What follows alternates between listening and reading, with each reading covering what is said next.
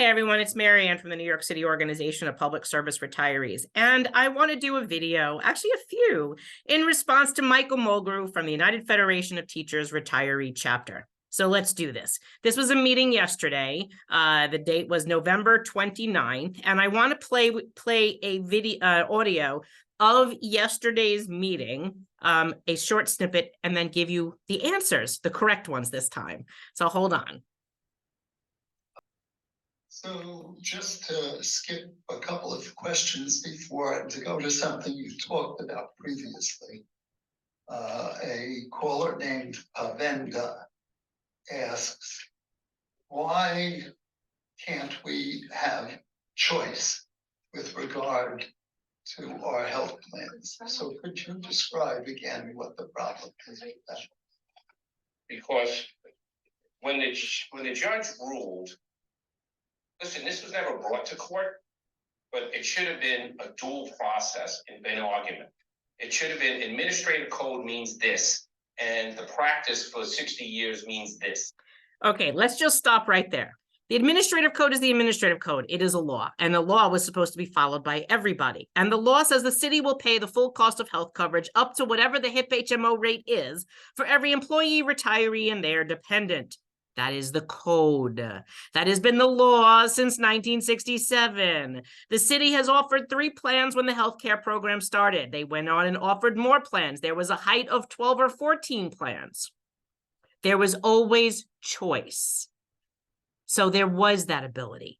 What he's also got his panties in a wad about is about the ability of him not having a say in court. And that was because his attorney, Alan Klinger from Strzok and Strzok, asked the court to participate in the court case as a defendant, I believe. They wanted to be a party. And the judge said, no, the city is more than apt and able to represent itself and can speak for itself, which he did allow the MLC to be an amicus to support the city side. But now take a look at that for 1 second. What was happening? The MLC, Mr. Mulgrew, wanted to be able to inject his opinion or harm people that would benefit his active workers. He and Henry Garrido did a them versus us. And when the judge shot down that they could not be a party in the case, but that they could be an amicus, that meant his voice was still heard. So Strzok and Strzok still was able to file briefs, and they did, taking a position against retired union workers. Thank you, Michael Mulgrew. You left that fact out. All the time to us now. So it's clear what they're thinking. It's very clear what they're thinking. So we went to city council. We said, we cannot change that unless you change that line in the administrative code. And it got tied up into all of the crazy politics that some of it was very misguided, but I'm going to keep saying this because I said it to city council 2 weeks ago. I said, you all got reelected. Can you now do the right thing and give the unions back their ability to offer multiple plans to their members? That's what we've asked. Now, that is a lie. The city has the ability to have choice. The judge never said there's no choice. The judge never said anything like that, ever.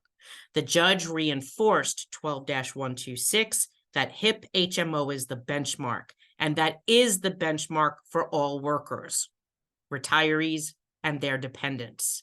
And it is up to his union and the MLC to make sure that the stabilization fund stays funded, to make sure that the equalization agreement stays equal, to make sure that there's plans that you could choose from that offer whatever that is. But what he's not telling you is the HIP HMO, they've destroyed. And by doing so, put them in this situation. And that's why they want to change it. What they did was they suppressed the HIP rate in their MLC savings agreements, and they did that for raises. And now that they realize that they screwed themselves, now they want to try to back out of it or do something else. But there's more lies coming. So remember this. The city did reduce the HIP rate based on an agreement. They suppressed it, which more money then came out of the stabilization fund to pay the difference between the GHI and the HIP rates. And if you remember what I said, I've always said about the HIP and GHI rate.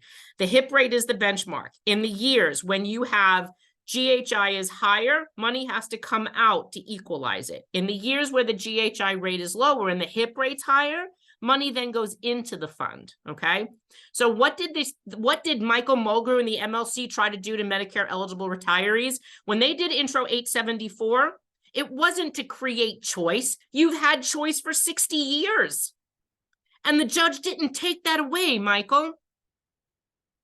What the city did was, what the 874 did, what Michael wanted was to be allowed to choose which benchmark for any class of individuals he wanted. And they were trying to choose the HIP VIP plan, which had been running at about the same rate as the GHI senior care rate, approximately $180 to $200 a month a person. They wanted to put it to $7.50 and make that as the new benchmark. And if they did, then the new benchmark for anyone that's Medicare eligible is $7.50. You either choose that, and if you wanted the senior care plan, then you choose the difference. They manipulated the rates, and we have the proof of that. So let's continue, because that's what he wants to do to you too. I don't say.